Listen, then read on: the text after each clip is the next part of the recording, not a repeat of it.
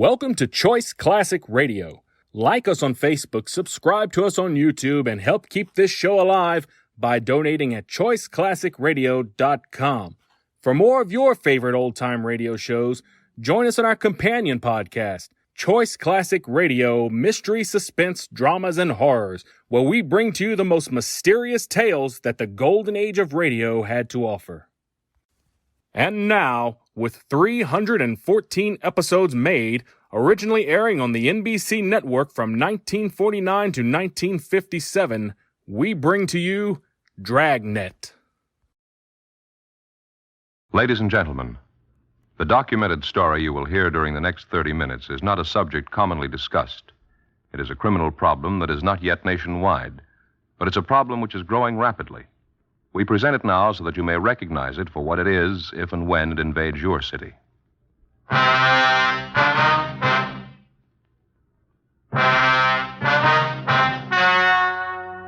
story you are about to hear is true. Only the names have been changed to protect the innocent.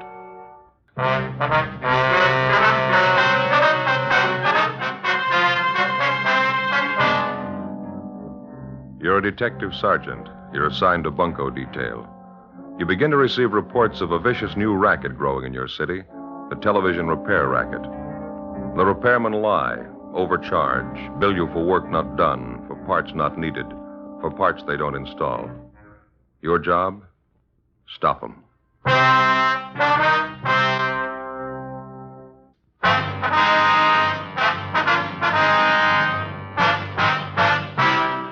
Dragnet, the documented drama of an actual crime.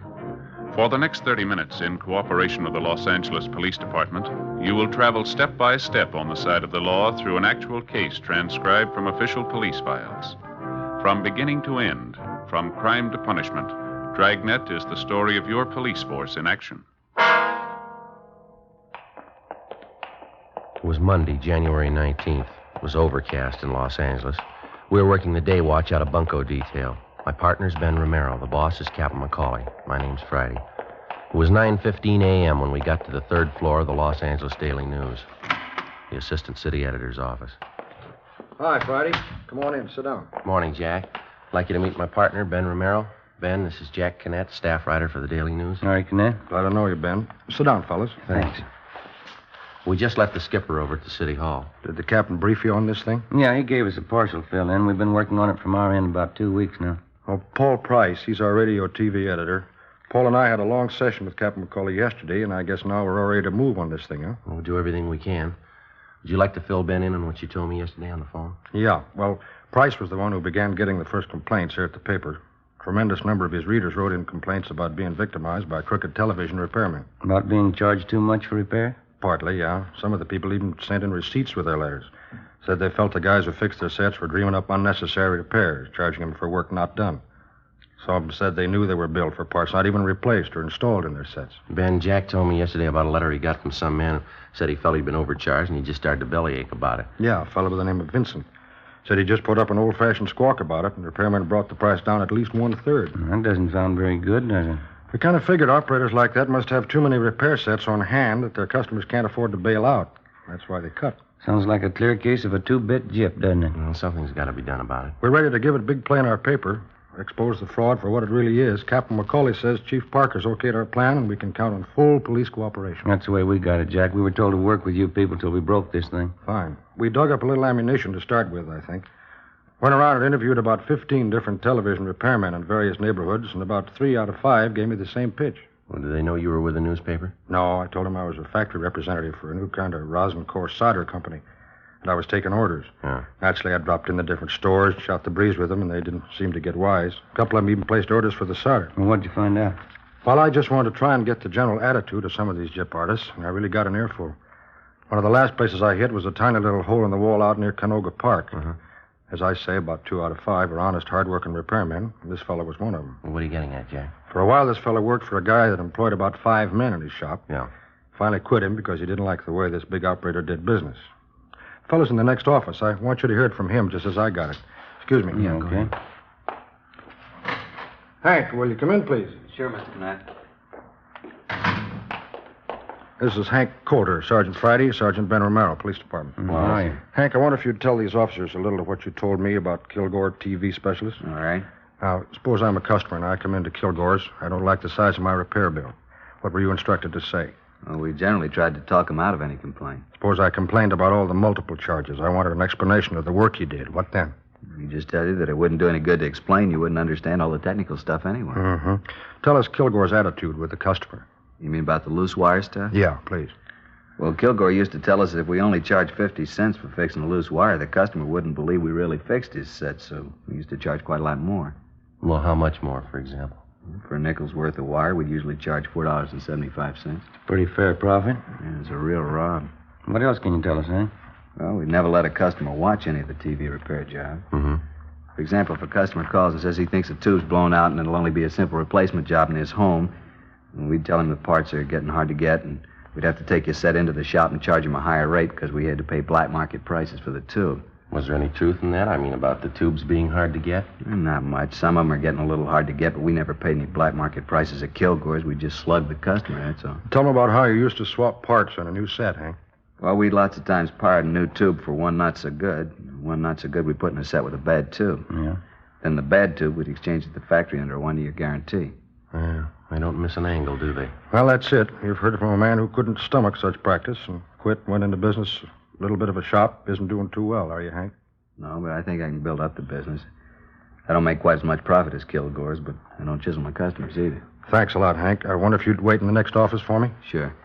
Hope I've helped a little bit to crack down on some of these guys. Well, we think you have, Hank. Thanks a lot. Nice to meet you. Right. See you later. See you later. Seems like a nice fellow. Yeah, he is. I've checked on him, and I've talked with some of his customers since I met him. He's honest. It's a pretty vicious racket, isn't it? Yeah. It ought to be stopped now.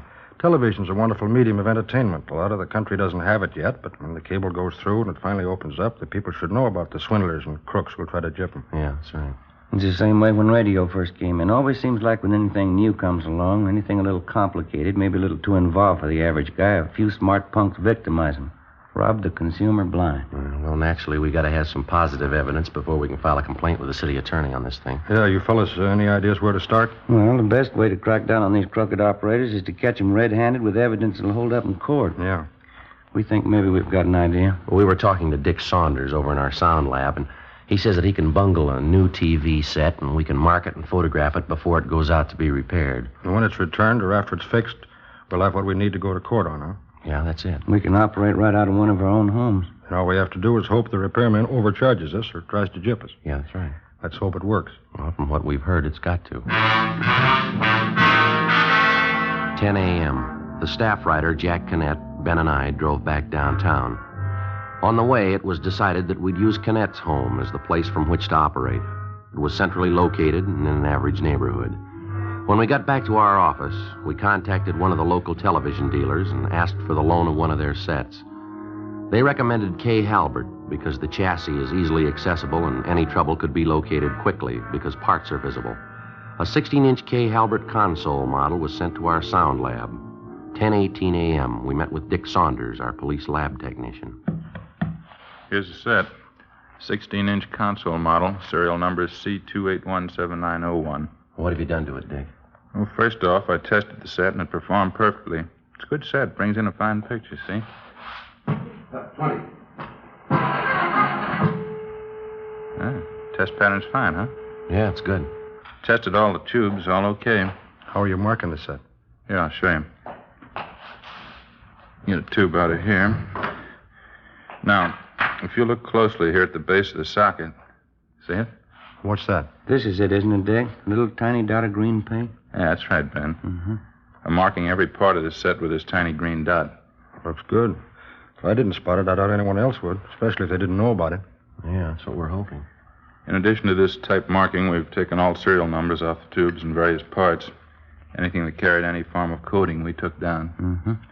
All major components have been marked. Transformers, coils, condensers, tuning units, so on. Did you get any pictures of it? Yeah, we did. Took photographs of the set in and out of the cabinet. Took them from 4 different angles just to be sure we were well covered. Well, how did you bungle it? Well, here's what I did. To put the set out of commission, I burned out the filament of the 5U4G low-voltage rectifier tube. What's the cost of that particular tube, Saunders? Well, this tube ordinarily retails for $1.65. Well, what does that do to the set? I mean, burning out the tube. By burning out that filament, we cause the sound and picture circuits to be completely inoperative. It won't work at all until that particular tube is replaced by a good one, is that it? That's right, Joe. Well, how big a job would it be to trace the trouble? Well, it could easily be detected by casual observation or by noting that the tube normally very hot is cold. How much time would you say it'd require to make a repair like this?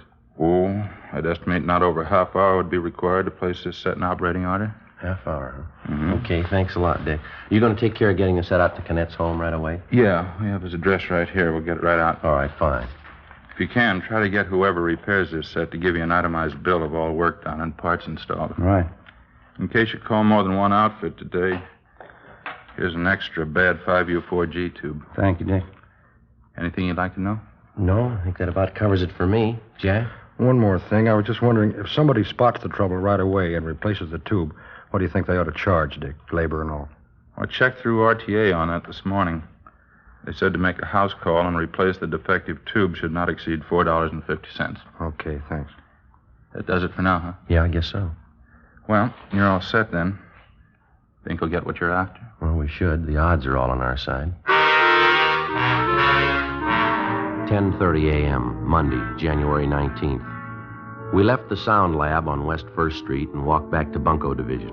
We met with Captain McCauley and filled him in. We gave him the newspaper man, Jack Canette's address, and told him he could reach us there. The console model television set was delivered to Canette's home and properly installed. When we arrived at his home, we started going through the yellow classified section of the phone directory. We made a list of several TV service stores just picked at random. We chose a wide variety. We picked stores that were listed with large boxed-in ads, stores that carried no ads, just a listing. Ben called 2 places and staggered the calls so that the repairman would arrive about 1 hour apart. It was 11:30 a.m. when the first man made his service call, Bart's TV experts on Hollywood Boulevard. It took him 45 minutes. It was 12:15 when he left Jack Canette's home. Must have been one of the 2 out of 5, huh? Yeah, he seems okay. I wonder if I could see that bill, huh? Oh, here you go, Joe. Thanks. Yeah, looks okay. Replace 5U4G tube, $1.65. Service charge, $2.50. Total charges, $4.15. That kind of bears out Canette's thinking, doesn't it? Remember when we asked him how many men worked in his shop and he said he's alone? Yeah. I think you'll find that's a pretty good barometer. All the servicemen working alone aren't like this guy, but the bigger percentage of the honest ones are. When's the next one due to arrive, Ben? Any minute now. Called a place by the name of Cheney's Video Repairs. They're over on Beverly Boulevard. Had a big ad. Looks like a pretty big outfit. Oh, here's that other defective tube that Dick gave us. Yeah, better get it in the set. Yeah. Well, let's see. Here we are. 5U4G. Okay, here you go. Thanks, Joe. Here's a new one the guy put in. I got it. Okay. Get this back on again.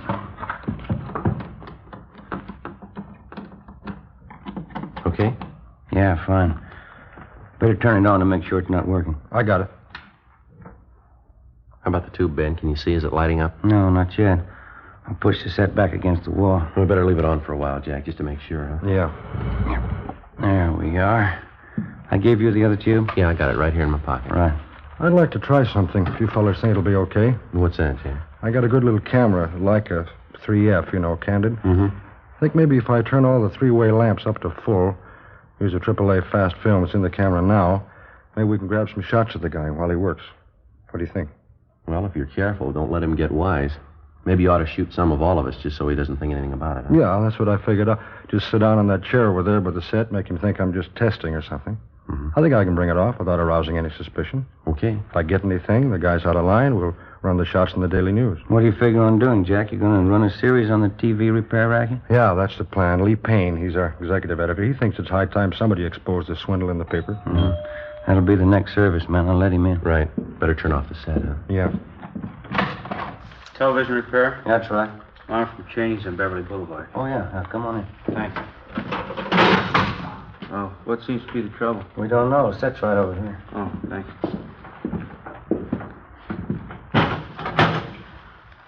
Kay Halbert, huh? 16-inch, nice set. Oh, what seems to be wrong? Darn if I know, son. Nothing seems to work. Well, how do you mean? No picture at all. How about sound? Mm-mm. Nothing. Uh-huh. Be all right to pull the set away from the wall? Sure, go right ahead. Can I give you a hand? Oh, no, it's all right. I can handle it. Well, I'll make some tools out.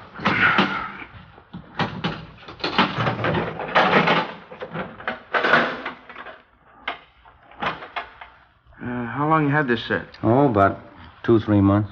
Mm-hmm. Dark in here. I wonder if we could have a little more light? Sure, let me get these lamps up for you. Oh, thanks. How's that? Oh, fine, thanks.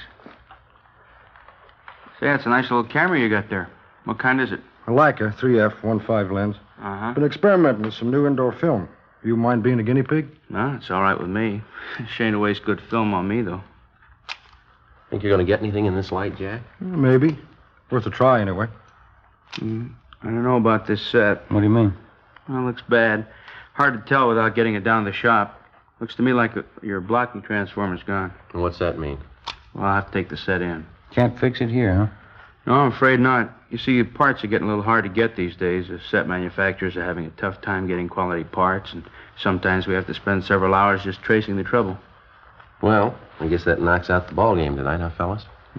Sorry. Take a couple of days at least. Want to really check it over. Sure it's not a tube. We kind of thought just a tube blew out. No, that's what most people think every time their set goes out. It's definitely not a tube.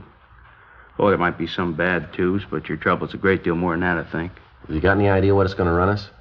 Well, it's hard to say right offhand. $4 or $5? No, it's going to run more than that. I'll take the set in with me now, and I'll get it back to you as soon as possible. You going to take the whole set? No, I'll just pull the chassis out of the cabinet, leave the cabinet here. Oh, say, by the way, Yeah? if everything turns out, I'd sure like to see those pictures. Yeah, if everything turns out, you will.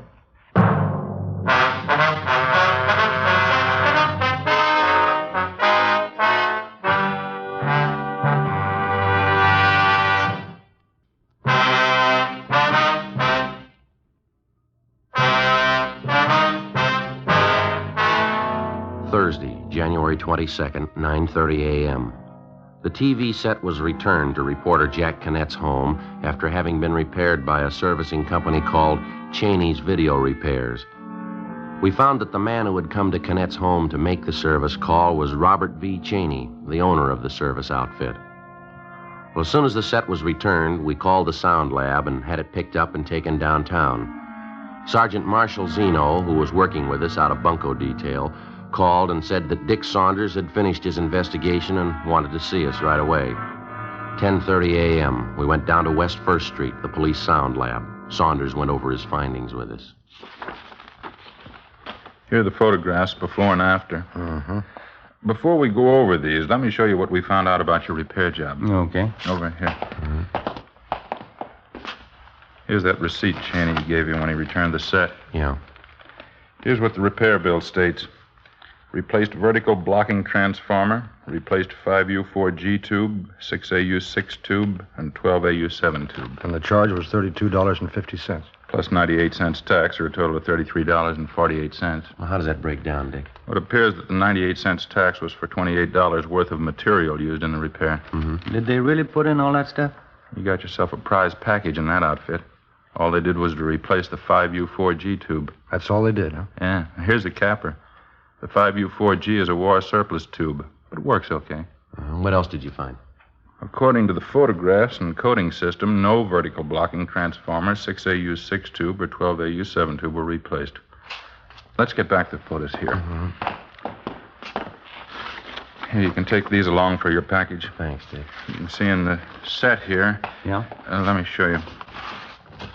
You see, this tube is the only part mentioned in the receipt or otherwise that doesn't carry our green paint coating system. Yeah. Let me turn the set around here. All right.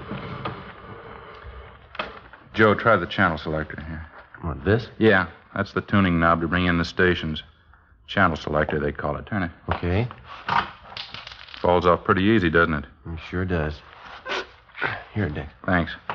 They left out the spring clip in here. It should have been put back in because that's what holds the knob secure to the shaft. I've had that happen on radio sets. Yeah, sometimes they're a little stubborn to put back in, but a good repairman would never leave it out. Yeah. Something else here. Turn the set around to the back again. No, I'll get it, Dick. Oh, thanks, Ben. You see here? See how loose the chassis is in the cabinet now? Yeah, it sure is. Wasn't that way when we got it from the K. Halbert dealer, any more than the channel selector was faulty. It was in perfect shape when we got it. Look at the size of that chassis. It's pretty heavy. Yeah, it is. Originally, there were 4 screws used to hold the chassis in the wood cabinet. Cheney's repair outfit only put 1 back in. 1 screw to hold that heavy chassis. It's a pretty sloppy job, all right. You know what they'd probably tell you if you asked them about this. That it only requires 1 screw. Yeah, that's it. The bad repairman can always improve on factory standards, usually for his own convenience. Certainly doesn't improve the product. Well, looks like we got what we were after. Think we got enough, Joe? I do. Let's see what the city attorney thinks. We collected all the evidence in the case against Cheney's video repairs. We met with Captain McCauley and took it up to the 2nd floor of the city hall. We met with Assistant City Attorney Boyd Taylor and showed him our findings. He issued a warrant for the arrest of Robert W. Cheney, charging him with violation of Section 484 PC, 1 count. 11:30 a.m., Thursday, January 22nd. Ben and I drove out to make the arrest. Jack Canet went along with us. This is it. Cheney's video repairs. Yeah, come on, Jack. There's Cheney behind the counter. Yeah. Hello there. Hi. How's the set working? All right. We did a good job on that one. Gave you a better break on the price than I thought we could. Yeah, police officers, you're under arrest. Well, you're kidding. What for? Petty theft. Come on, let's go.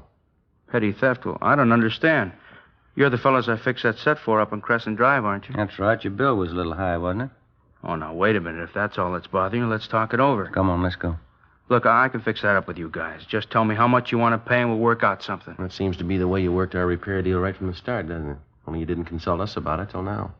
Well, look, you know how it is. In this business, if you don't charge some customers a little money, they don't think you did anything to their sets. You ought to try charging them for just the work you do. Can't we get together on this thing? Let's just forget the whole deal. You don't owe me anything. Now, here.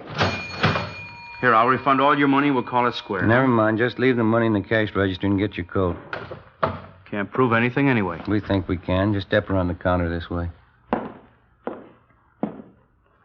Look, mister, you're not a cop, are you? No, I'm not. Well, then tell him, isn't that a fair deal? I'll give you back your money. Afraid it's a little late for that, Cheney. If all this gets in the papers, I'll be ruined here. Run out of business. That's the way we got it figured. How many men you have working here for you? 4. Why? This, right here. You ever read this? Well, what is it?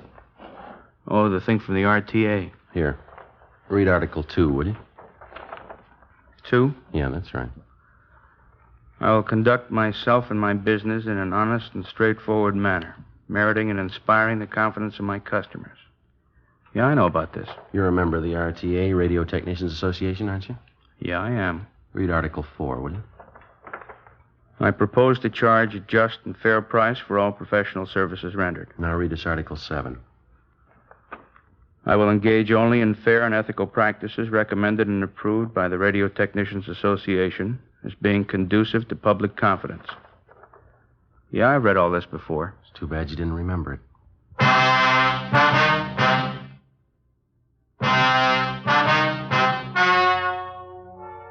The story you have just heard was true. Only the names were changed to protect the innocent. On April 15th, trial was held in Superior Court, Department 82, City and County of Los Angeles, State of California. In a moment, the results of that trial.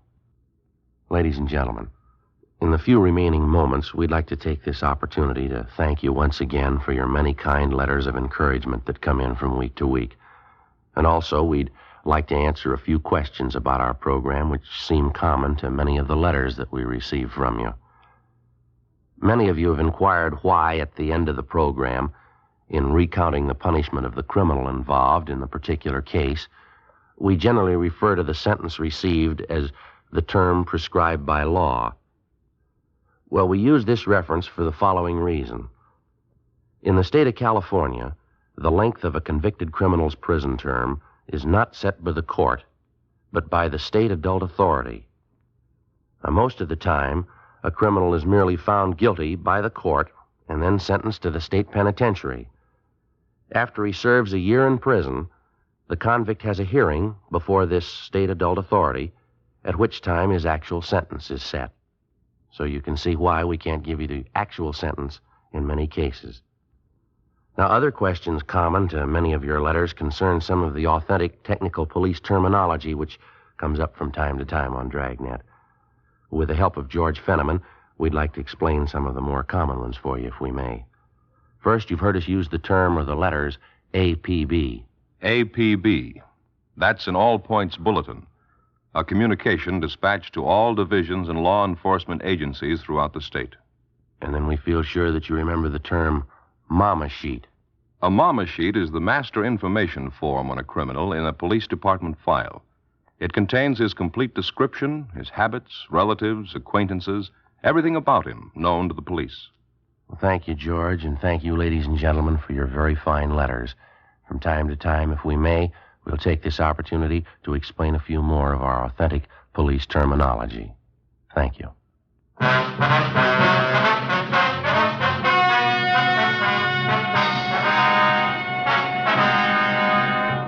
Robert W. Cheney, owner and operator of Cheney's Video Repairs, was tried and convicted on several counts of violating Section 484 PC, petty theft. He was fined $200 and received the sentence as prescribed by law. Petty theft is punishable by imprisonment in the county jail for not more than 6 months. Ladies and gentlemen, Dragnet wishes to thank the Los Angeles Daily News and its feature writer, Jack Kinnett, for their valuable assistance in preparing this case for presentation. It is our combined belief and knowledge that not all television repair servicemen are dishonest and unscrupulous in their practices. A great percentage of these technicians are forthright and conduct their business in strict compliance with the Code of Ethics. It is these men who, when informed of the unfair conditions that exist in their trade, will drive the dishonest and... You have just heard Dragnet, a series of authentic cases from official files. Technical advice comes from the Office of Chief of Police W.H. Parker, Los Angeles Police Department. Fatima, best of all king-size cigarettes, has brought you Dragnet, transcribed from Los Angeles.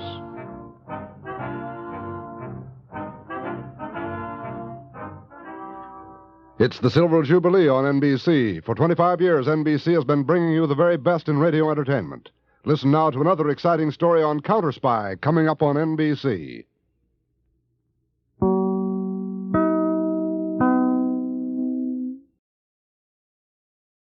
That concludes today's episode. We'd like to thank you and remind you to donate at choiceclassicradio.com. Remember, your donations make episodes like this possible.